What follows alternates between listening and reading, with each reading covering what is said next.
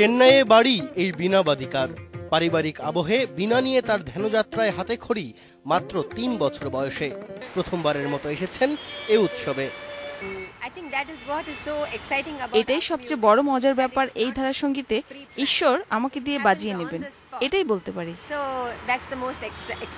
পণ্ডিত অজয় চক্রবর্তী প্রতিটি উৎসবেই ছিলেন সংশ্লিষ্ট।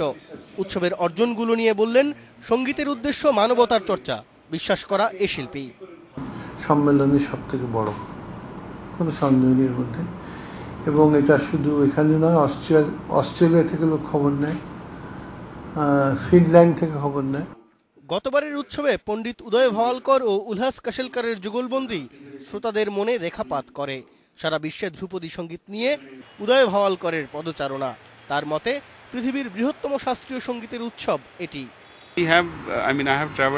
আমি বাজি রেখে বলতে পারি এটাই পৃথিবীর সবচেয়ে বড় ধ্রুপদী সঙ্গীতের উৎসব। যেমন অংশগ্রহণকারী শিল্পী সংখ্যার দিক থেকে, তেমনি এটির সময়ের ভিত্তিতে।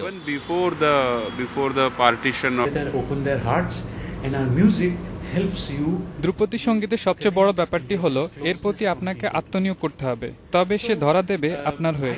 সমস্ত অনুভূতি দেবে আপনাকে, শুধুমাত্র সুখ নয়, দেবে আত্মার শান্তি। এমনই অসাধারণ সব কথায় পুরো 5টি দিন মাতিয়ে রেখেছেন স্টেডিয়ামের বাইরের সাংবাদিকদের উচ্চাঙ্গ সঙ্গীত উৎসবের শিল্পীরা। কথা দিয়েছেন সামনের বছরের জন্য ডাকলেই আবার আসবেন তারা সবাই। শিমুল সালাহুদ্দিন, ইন্ডিপেন্ডেন্ট নিউজ, ঢাকা।